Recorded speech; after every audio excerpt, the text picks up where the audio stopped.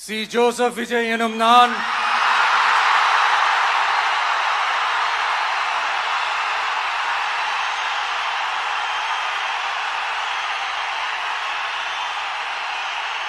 சட்டப்படி அமைக்கப்பெற்ற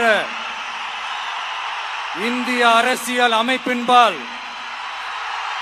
உண்மையான நம்பிக்கையும் மாறா பற்றும் கொண்டிருப்பேன் என்றும் இந்திய நாட்டின் ஒப்பில்லாத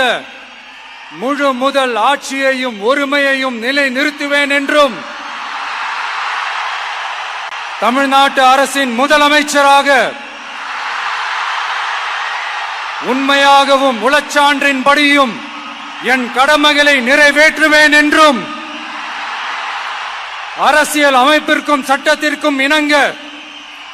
அச்சமும் ஒருதலை சார்பும் இன்றி விருப்பு வெறுப்பை விலக்கி பலதரப்பட்ட மக்கள் அனைவருக்கும் நேர்மையானதை செய்வேன் என்றும் ஆண்டவன் மீது ஆணையிட்டு உறுதிமொழிகிறேன்.